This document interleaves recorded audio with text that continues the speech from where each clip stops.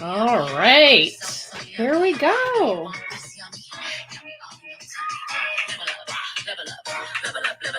I'm just going to make sure that we are streaming live to Facebook.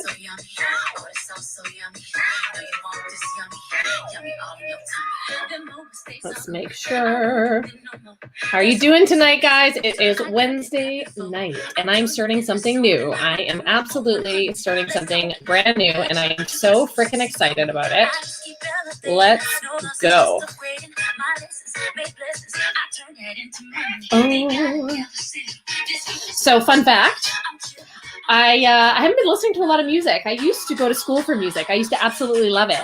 And I found that school sucked the joy out of the fun, you know? So I decided, after some deep diving and soul searching, that I need to bring more music into my life.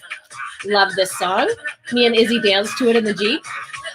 But I also was really excited because I wanted to make sure that I could start serving you better. So we're going to change things up a little bit. You guys might be used to seeing me here and there. All right. I love this song, by the way. So I'm going to start coming to you live on Wednesday nights at 7:30. I'm going to come live for an hour, and I want to be able to serve you better. Here's the deal. I do a lot of live video content.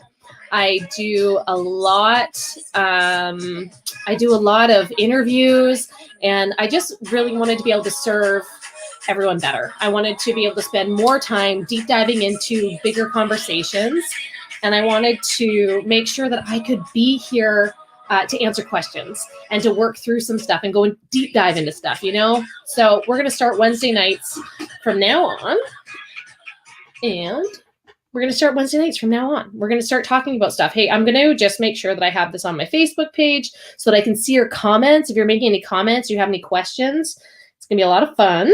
Hey, Deanne. Hey, Katrina. Hey, Emily. Nice to see you guys. Okay, so here's the deal. I'm really excited about this new process, this new way of doing more to serve you. That's really what it comes down to. And tonight I wanted to hop on here real quick and talk a little bit about communication and how to communicate with different types of people. Like you guys may have heard personality tests. And different personality colors, which is something I used to teach a lot on because I really messed up business, not understanding that not everybody communicated like I did. And when I learned how to properly communicate, all of a sudden everything shifted and my relationships became better, my leadership became better, my marriage became better, my relationship with my daughter became better because I learned how to communicate with different personality types. And I learned how to communicate knowing that I could take my emotions out of it and show up as the best version of myself, compartmentalize, right? Because we don't have to always see eye to eye. Actually, have you ever been in a conversation with somebody that feels uncomfortable? You're like, why don't I like this person? Why, like, this person rubs me the wrong way. Have you ever said that? I just thought, man, this person really rubs me the wrong way. Well, here's the deal. The reason they rub you the wrong way is because they don't communicate the same way that you do, and they probably are not the same type of personality. Often we go through life thinking that everybody thinks the same way as we do. Everybody does the same things as we do. They are motivated by the same things that we are motivated by. And that's just quite frankly not the case. So one of the things that I really enjoy teaching is how to communicate properly with different personalities. So I'm going to give you a really, really easy example. Okay. Have you got any guys read this book, The 5 Love Languages? I actually have it for my kid too. And so if you have not read this book and you are in a relationship, or you have not read this book and you're not in a relationship, this is awesome. There are 5 different types of love languages. So we all feel love in different ways. And it goes over words of affirmation, receiving gifts, acts of service, physical touch, and quality time. Those are the 5 different ways that people feel love. But what's really interesting is that we all feel love in different ways, and we all receive love in different ways. So what I learned about myself is that I see time spent together, and I see gifts as a way of showing love, right? So what was really interesting is that those are not, time spent together is my husband's love language, but gifts are not my husband's love is not my husband's love language. So what happened was I would continue to buy him gifts because I thought I was showing him love, because that's how I received love. And he'd be like, why do you keep buying me this stuff? I don't want any of this stuff. Like, we don't need physical things. Like, it didn't resonate with him like it would resonate with me. Now, the reason we're together is because we both value quality time together.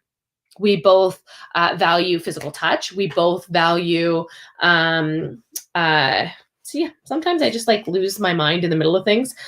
We both value acts of service, right? And so when I learned that, my husband is actually really motivated by acts of service. So you'll notice him. He makes dinner for me. He'll do the laundry. He'll do stuff around the house to help out, and that's an act of service. And so I know if I want to make him happy, if he's gone out for the evening, all I have to do is tidy up the house, and he comes home to a clean house, and that makes him so happy because he knows that I've gone above and beyond my work to go and do the extra effort, right? To do something different and to do something that'll help him. So it's really interesting that when you start to realize that we don't all see things the same way, or we don't all feel things the same way, that we can actually start communicating better. Hey, Steph, I'm so excited to see you here. I'm starting Wednesday nights, and I'm going to be here for an hour at 7:30. And I decided that this was going to be a really good time to connect. I think that sometimes it gets lost in all the content during the week. It's really busy, and I don't get to actually connect with people and help them through stuff. So if you guys have any questions, if you want any more information like this, we're more than welcome to have a chat in Messenger, but also I do have a free group called Shifting Lifestyles. Actually, I just changed the name of that. So it's not called Shifting Lifestyles. It's called Life Transformed. There you go. See, still learning, still a rookie. So many people don't do live videos because they're scared to screw up. I just screwed up. Don't care. And so I just want to show you that it doesn't matter. It doesn't matter. You just got to keep showing up anyways.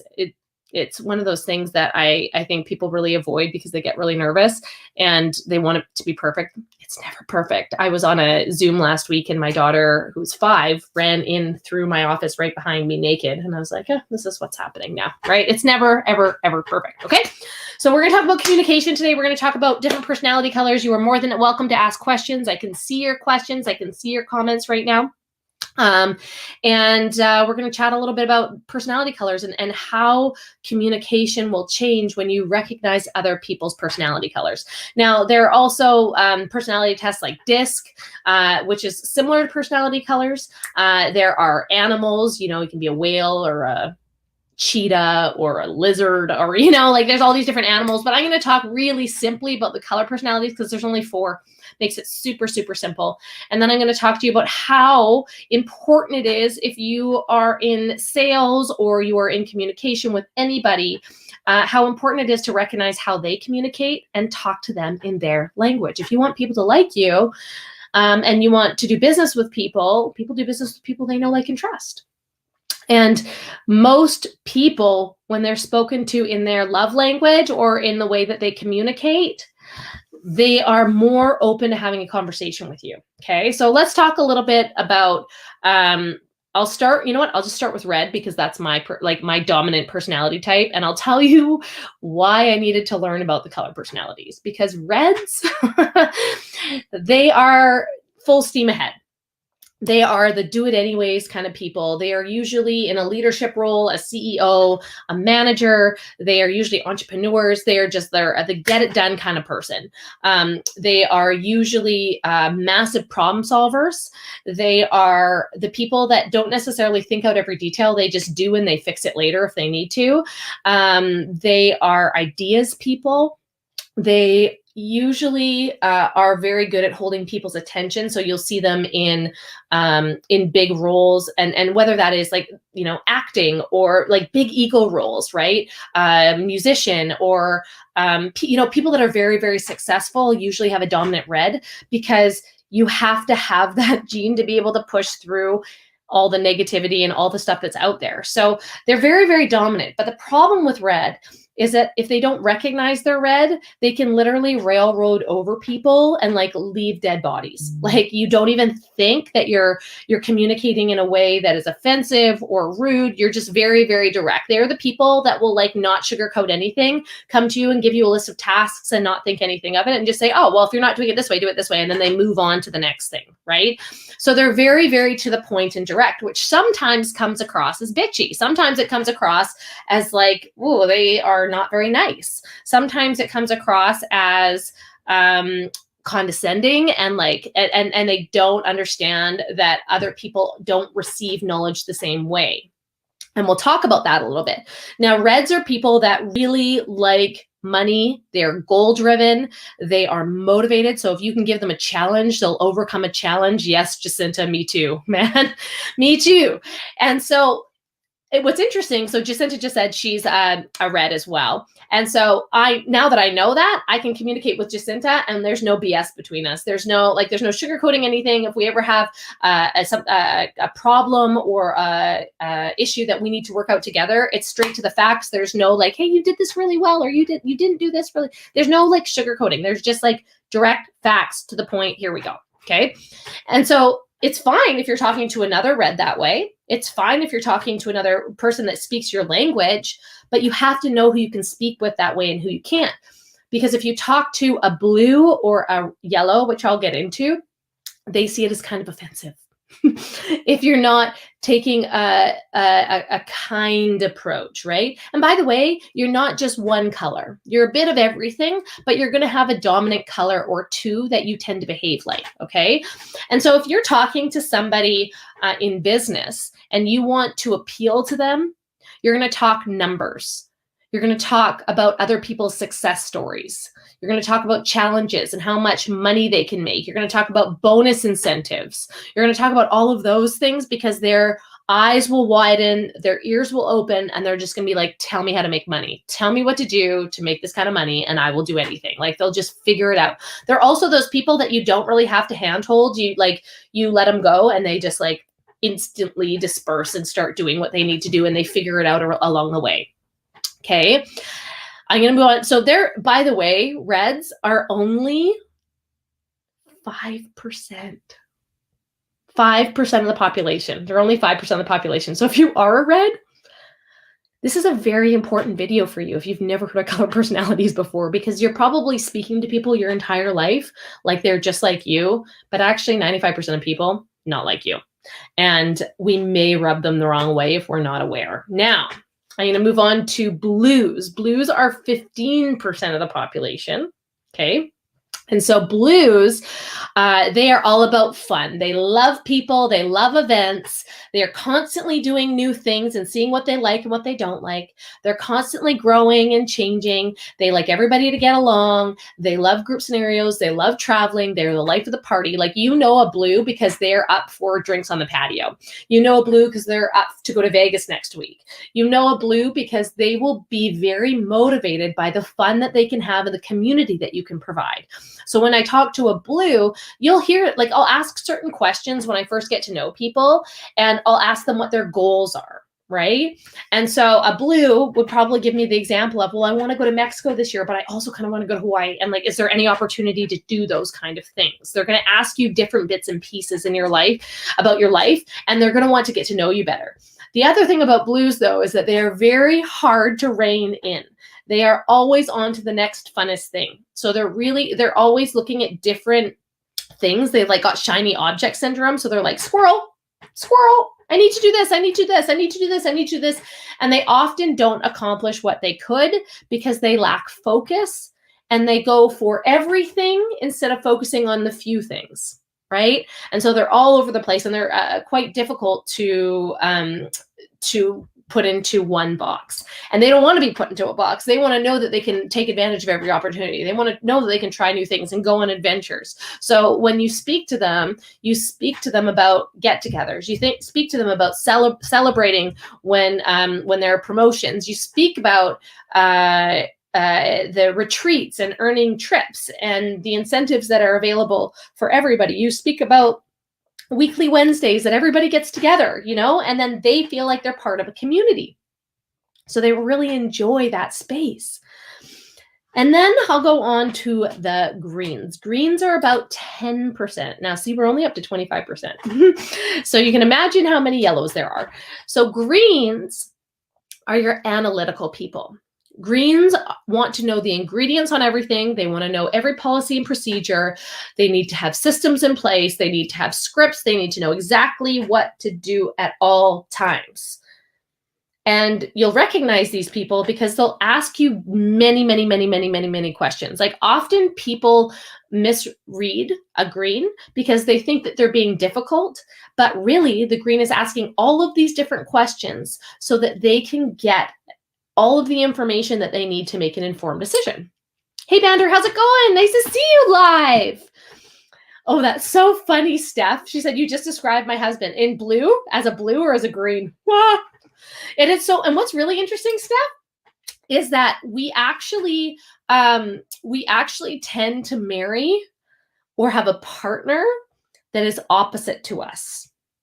Or at least our biggest strengths are opposite because we always close the loop. We're looking to close the loop in our relationships. And so we may exude these amazing qualities on this side, and they may exude these amazing qualities on that side. And you get into a relationship because you admire their great qualities and they admire your great qualities. And they see in you what they wish they had in them.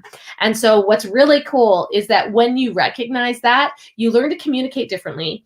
You learn your love language differently. And then you also are able to team up and communicate in a level above. Like, guys, I used to have, I don't call them fights. We call them discussions at our house. I used to have discussions with Ryan. And we have butt heads. And we learned over the past 5 years what works for us and what doesn't. If we need a timeout to make sure that we have our emotions in check before we have a conversation, we have a timeout. And then when we go into that conversation, we've spent enough time thinking about the outside factors that when we come into it, well, I might not have been really mad that, the house was a mess or dinner wasn't ready on time, or, like these are all stupid things that I'm giving examples of. They're not even things that we would ever fight about. But like, you may recognize that the little things don't bother you anymore because you communicate about them differently and they don't stress you out in a way that comes to a breaking point ever. You actually just change and recognize that your partner may have strengths that you don't have, and then you just move back and forth. You flow together. You move as a team. Instead of being in competition or saying it should be done my way or your way, you play to your strengths, right?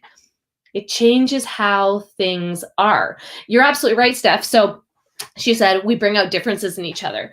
But the good part about it is like, I know that I need more of what Ryan has and he needs more of what I have, right? And so in those moments, I really like that Ryan brings out some of those things, right? For example, I am a full steam ahead kind of person. I'm like, we're doing this, it's done, right? Ryan's like, maybe we should consider this. There comes this green personality. Have you considered this? What about this? What about this? This annoys the red me because I'm like, let's just get it done.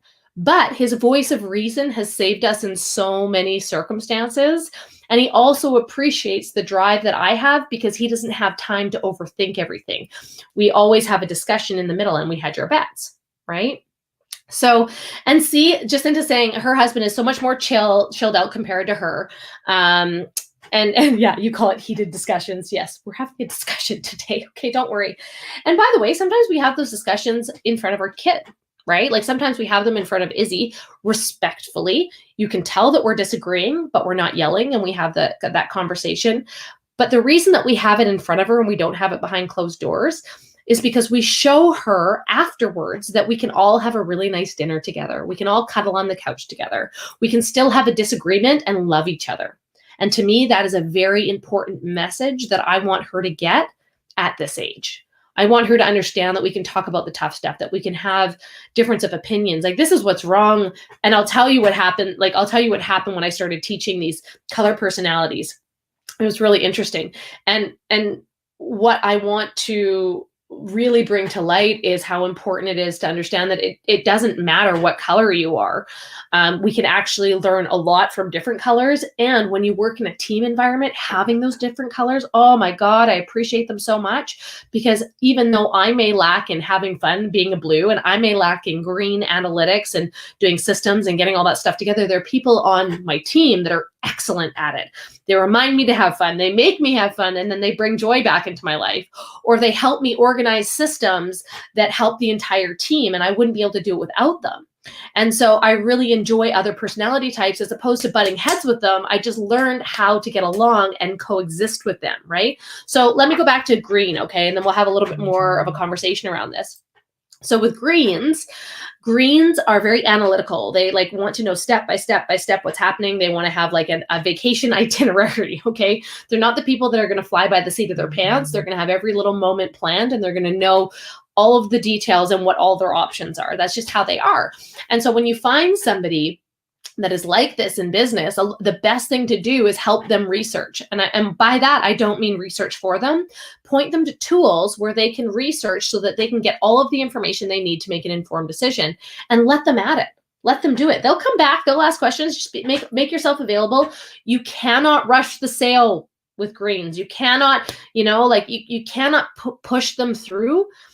They have to feel good about the decision that they're making. Okay. There's absolutely a combination of colors, I'll tell you, because green I just have very little of. I'm very blue on the weekends and very blue on vacation, but I'm very red most of my days. And then the other thing that I am is yellow. I'm very, very yellow because I'm empathic.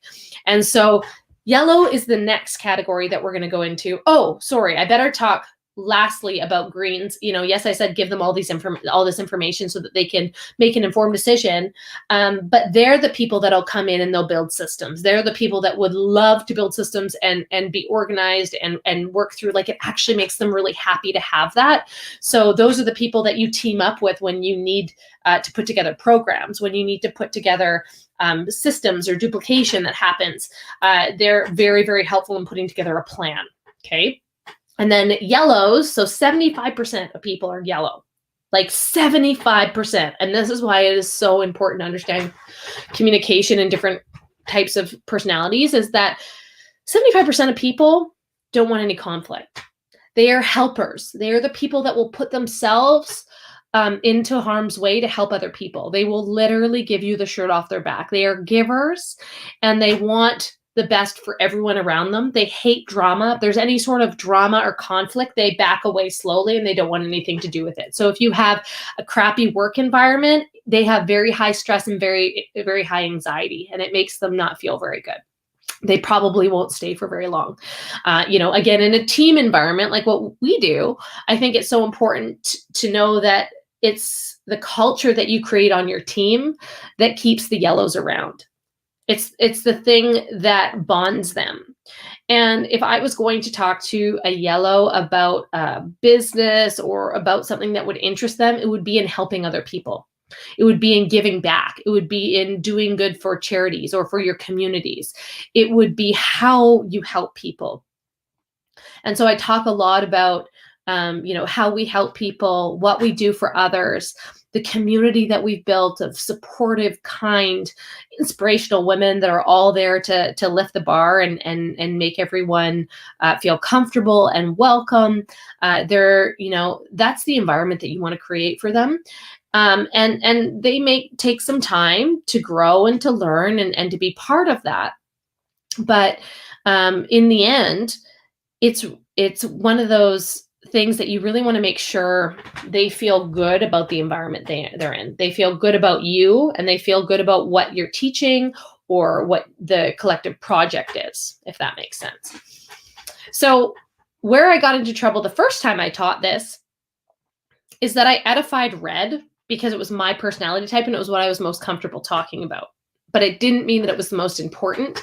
And some of the hard reds that didn't have any empathy like I did as a yellow took it and ran with it and made everybody else feel like they were subpar to their color. So they were just superior. They were the go-getters. They were the winners. They were the people that were the leaders, right? And what I really want to stress is that you can lead in every single personality color. You can do any job, you're just going to do it differently. You can get to the same goal, you're going to do it differently. All four of you, all four different personality types are going to do it differently.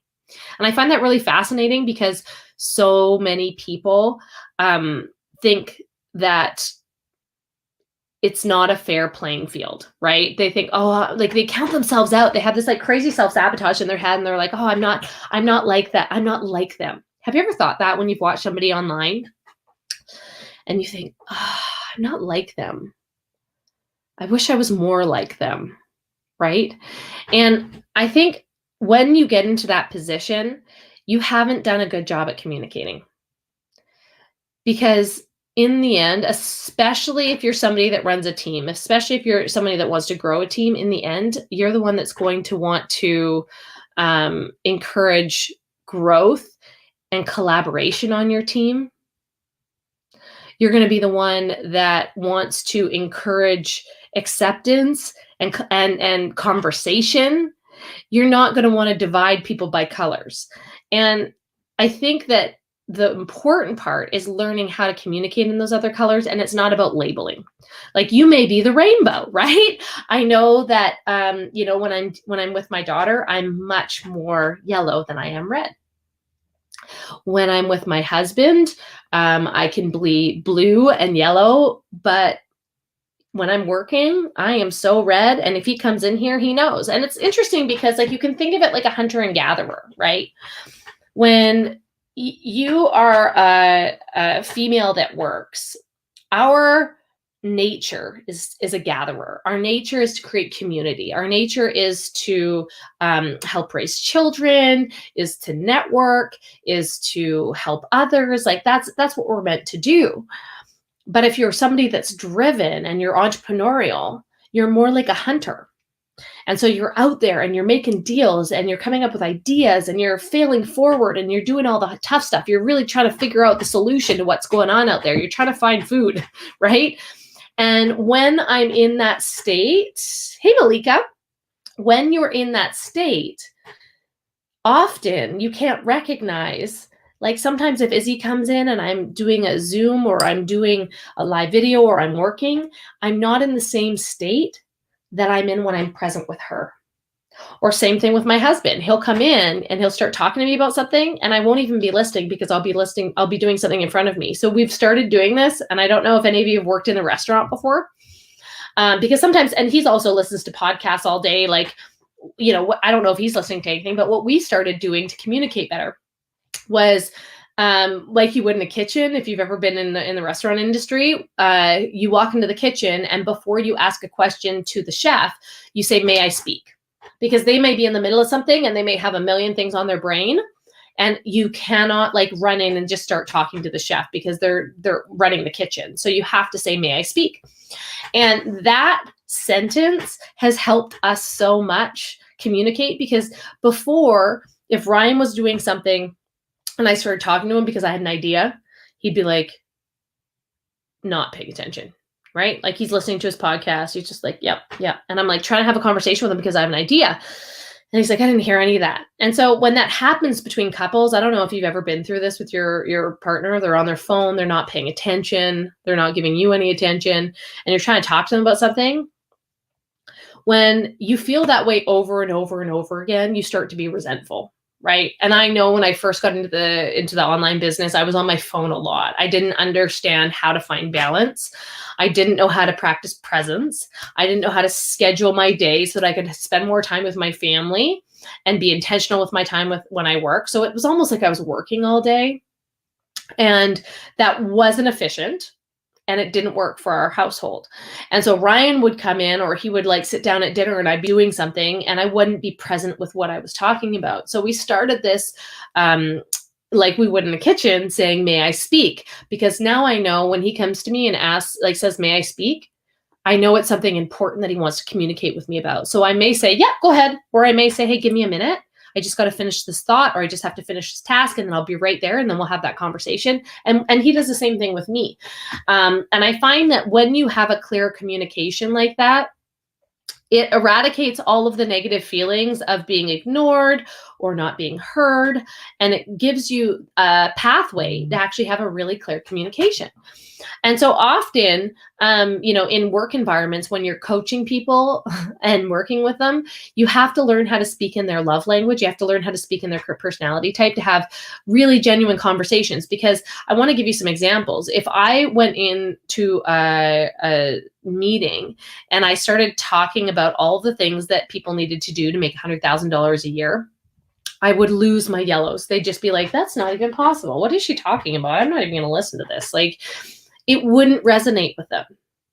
But if I went into a meeting and started talking about all of the people that we're going to help, the hundreds of people we're going to help this month, the thousands of people we're going to help this year, they would perk up, right? If I started talking about how we will have a celebration when we as a team hit this number, when we hit this goal, or we hit individual goals and what will happen, the celebration that we'll have, that would totally make Blues excited. They would be all in. And if I told about the results that we've had, if I started talking about the 300% growth we had as a company, or talked about statistics and how we measure up against the marketplace, like if I started talking about that, the Greens would be like really excited. They'd be like, okay, I'm ready to listen. But if I went in and listed off all the things that people should be doing right now if they wanted to be successful, right? Again, bulldozing over people and not considering what their level of desire is and not considering their personality type, then I would really turn a lot of people off. So I've learned to communicate in these ways because it's so important to be able to talk to people in a manner that allows you to listen better. Because to find out if people are a certain personality type, you have to start asking questions. You have to start communicating with them differently, and you have to start active listening. I find that that's like the biggest thing when people struggle with personality types, is that they lack the skill of active listening. So all of a sudden, they try and convince people of what they want, right? That's not communication. The best way to communicate with people is to listen and find out what they want. Find out what they want. Okay, so I'm going to give you an example because I don't know if Rachel's going to watch this, but it was so funny today because I always talk to people about objections, right? And I said, if you listen more, you would be able to figure out what people's problems are and then provide a solution. So for example, if I'm talking to somebody about business and I'm like, why would you want to start a business? Why would you want to make an extra $500 a month? Some people will say, well, because I want to travel all over the world and I don't make enough money right now. Some people would say, well, I've got financial goals and I want to be able to buy 5 properties by the time I'm 40 and have a rental income, right? Some people would say, well, I don't know, this just seems like a really fun thing to do.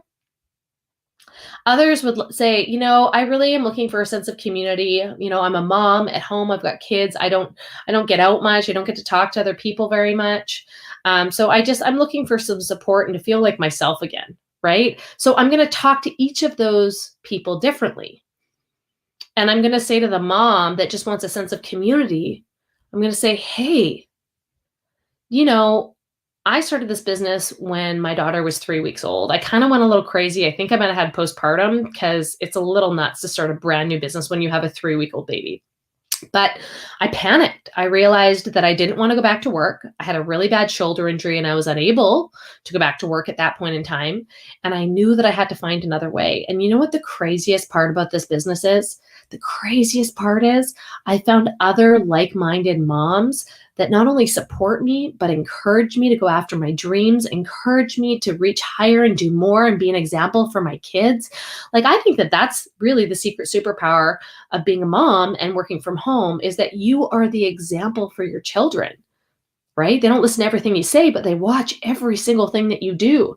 And when you take aligned action and you show up and you help other people and you show them that you're happy and you learn how to communicate and you overcome some problems or challenges in your way, and they see you struggle through that to find a different way or a better way, they now have creative problem solving skills.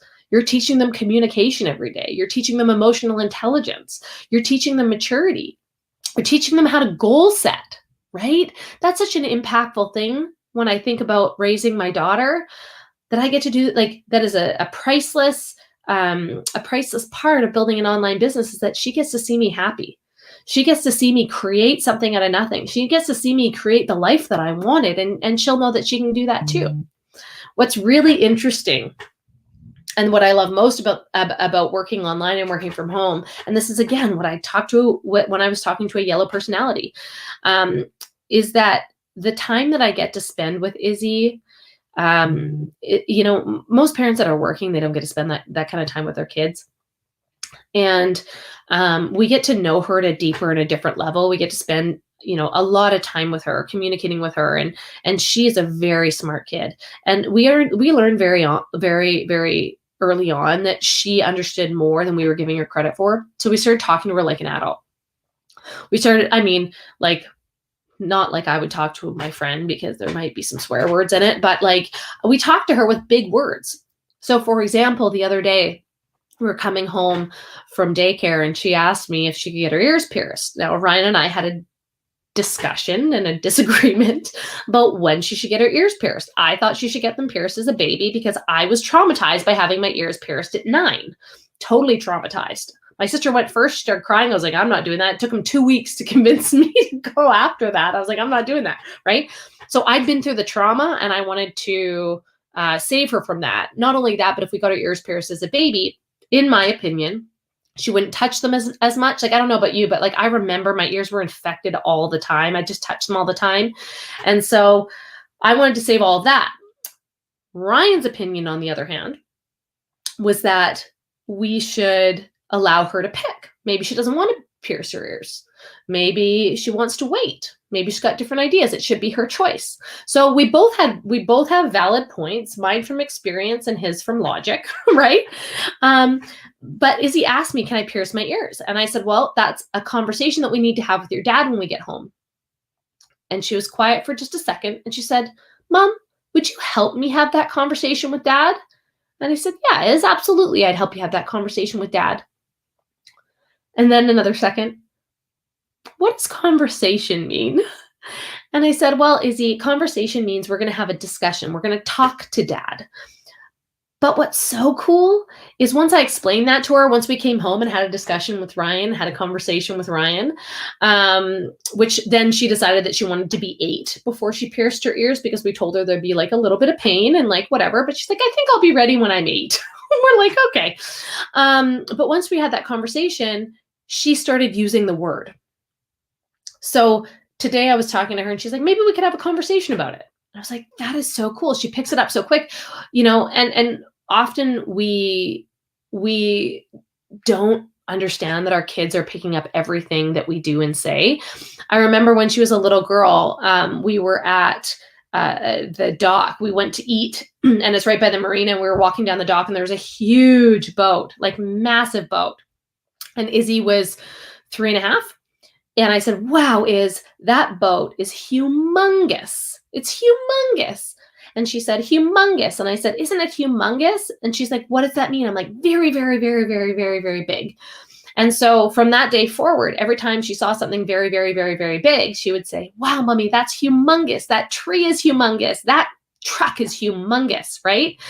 And so you learn that communication is part of parenting, but also you learn how quickly they learn, and you learn that they're watching everything you do. So I wanted to tell you that we go through and we explain everything to her. But the other thing is that I found really fascinating is that Ryan and I talk about goal setting all the time. We talk about writing our goals. I run courses on manifesting and goal setting and breaking it down to actionable steps to reverse engineering your goals to make sure that they happen instead of wishing that they're going to happen. So I talk about that a lot, writing things down, having a dream board and pictures. I actually have one in my office. It's like up here with like places that I want to take Izzy, a lake house that we will have in the next 5 years, vehicles, how I want to build a house on the hill. Like we have a plan, right? And so she sees that. And I did a video on this. The other day she came in and I was in the middle of work and it's part of her spring break right now. And so she came in and she's like, hey, Mom. I was like, yeah, it is. She's like, I think I'm going to draw something. I'm like, okay, what are you going to draw? And she's like, I'm going to draw my baby brother. And I was like, oh, okay.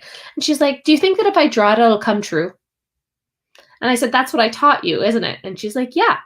So if I draw it, do you think I can have a baby brother? And I said, well, we'll definitely try. We'll definitely work on it, babe. And so she comes back in like 2 minutes later. It felt like 2 minutes, but it was probably 10. And she's got a picture of a boy and a girl. And I was like, why do you have a picture of two? And she's like, well, I did a brother and a sister. If I can't have both, then maybe I can have one. So it's interesting to me that our kids are being raised in an environment where we get to do business in front of them. We get to show them what life looks like. And so if you're somebody that's totally burnt out and tired and whatever, which by the way, a lot of people are that I talk to, we get to show them a different way of life. And then we get to teach our kids the same thing, that they don't have to live in that rat race. They don't have to live in the crazy of it all. They can opt out and start their own way of life. And I think that that to me is so important. And so moms, yellows, they totally relate to that. I know there's a lot of people right now at the retirement age, right? Around 60, 65. Did you know that 91%, the Greens will like this, 91% of people at retirement age are broke. They're hoping and praying and wishing that the government is going to take care of them. And that's a really scary place to be at 65. It's not okay. And it's no fault of their own. It's inflation, it's growth, it's all this kind of stuff. We're set up in a backward society, right? It's not their fault, but it's a really scary place to be.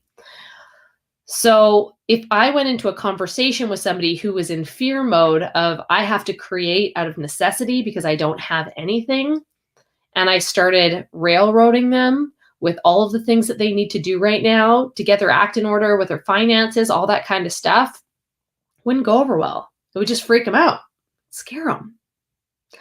Whereas if I talked about how they could create a legacy for their family in the next 5 years, talked about how they could go to Disneyland with their kids, and their grandkids, talk to them about how they could have enough energy to play with their grandkids, to be out in the garden all day, right? If I talk to their problems and solve them, then it's a different kind of communication. I'm not pushing them to buy anything. I'm not pushing them to do anything. I'm just having a conversation with them to help. And it's a different way of doing business. It's a different way of communicating.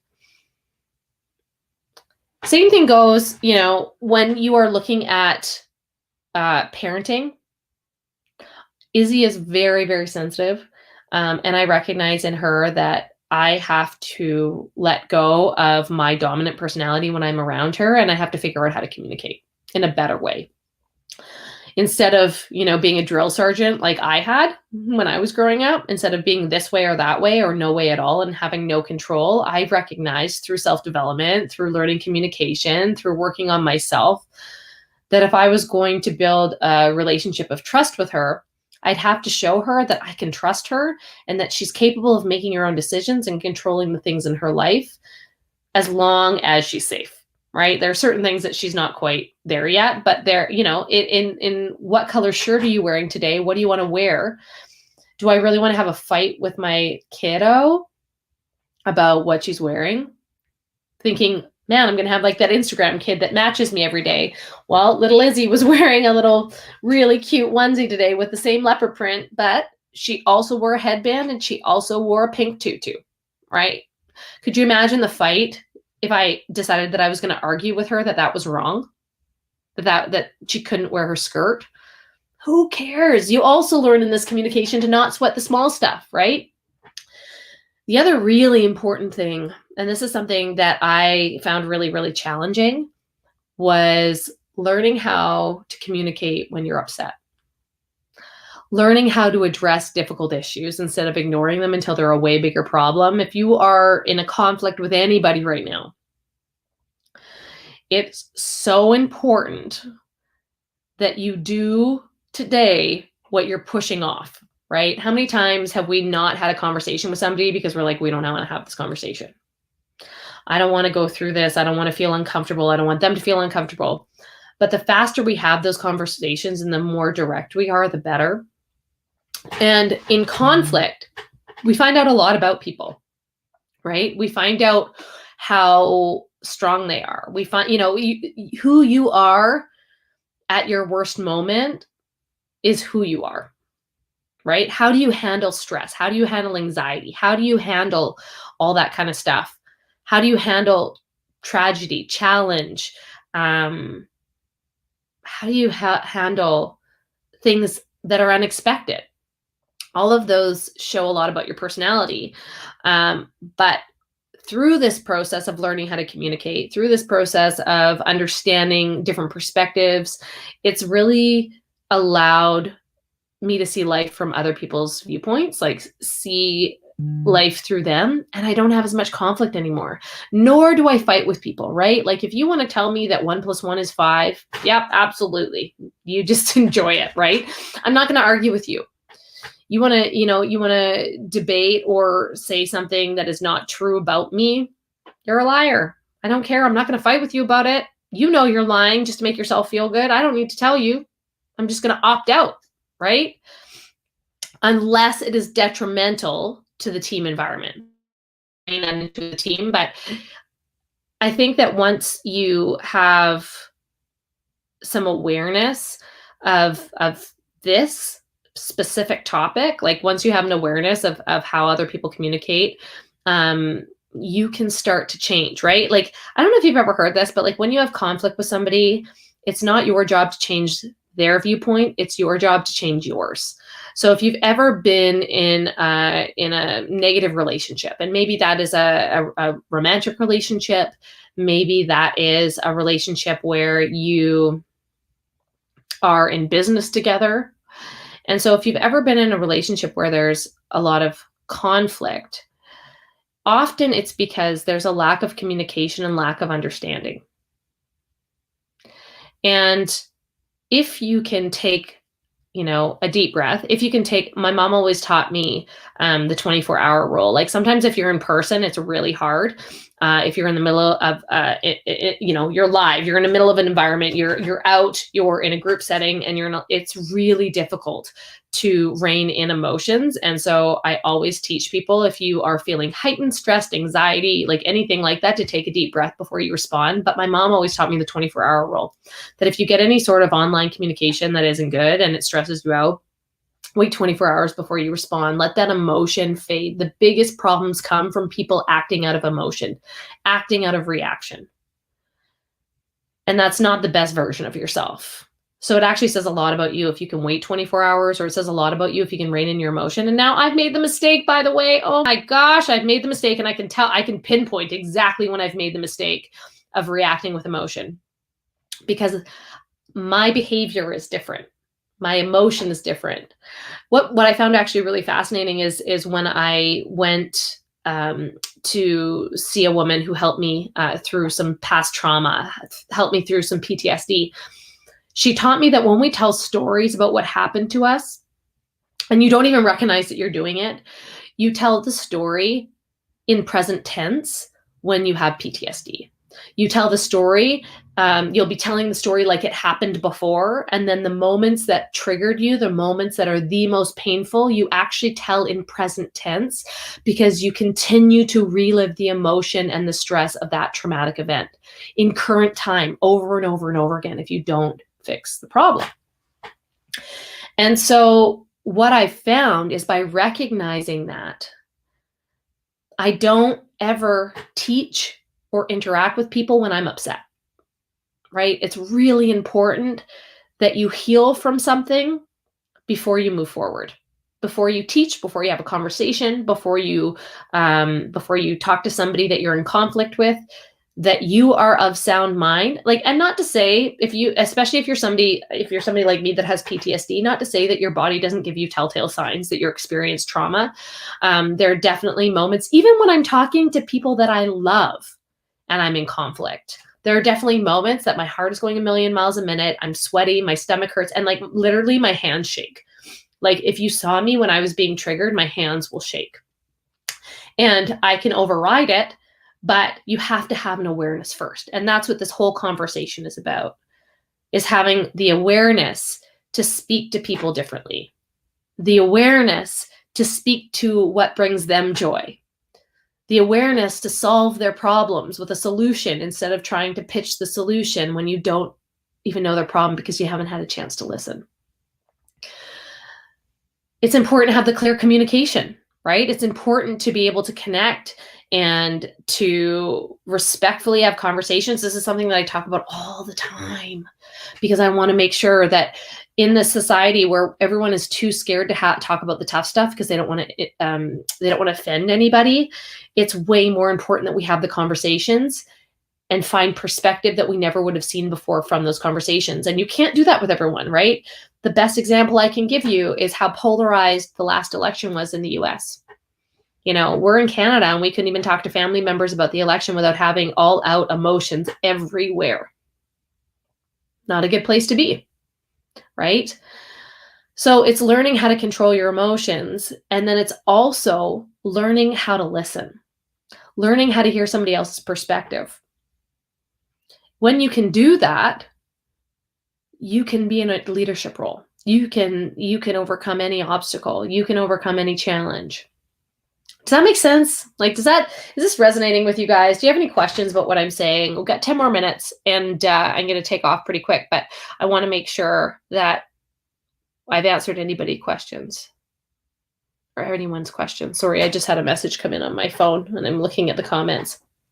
Anyways, if you stuck around for this long, thank you so much for being here tonight. Like I said, I'm going to start doing topics on Wednesday night for an hour, and really start connecting with people online so that I can help in a different way. I feel that, you know, having the 5 to 20 minute trainings every week here and there and everywhere is useful, but not easy to connect with everyone and not easy to actually help with specific circumstances. So I thought I would start running these on Wednesday night and serve you differently. And you'll also see that I'm streaming live to YouTube, which is a brand new thing today. So hi, YouTubers. This is huge for me. I've never done a live on YouTube. I'm using StreamYard. I have no idea if it's working or not.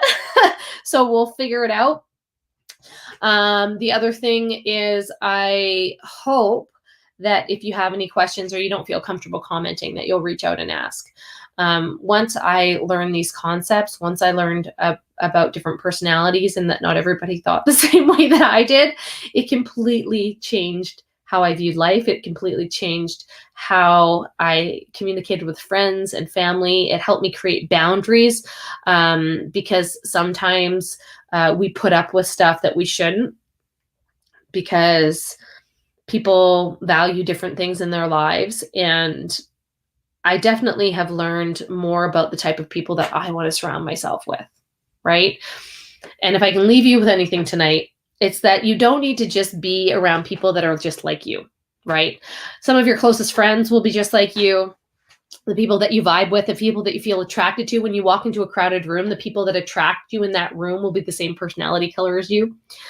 But it's so valuable to have other people in your life that exude other personality colors, because they fill in the gaps. They fill in with different teamwork. They fill in with different spiritual and emotional support. They fill in different business strategies.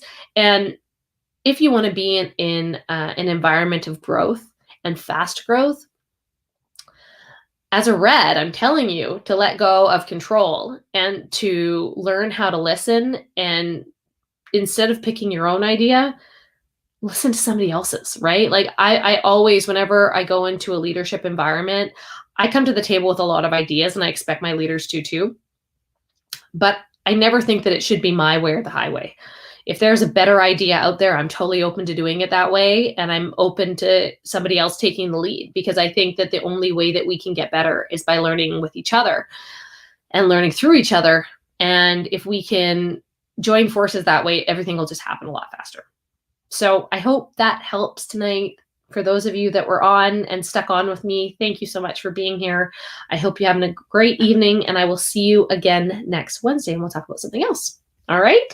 Have a great night, you guys. Bye.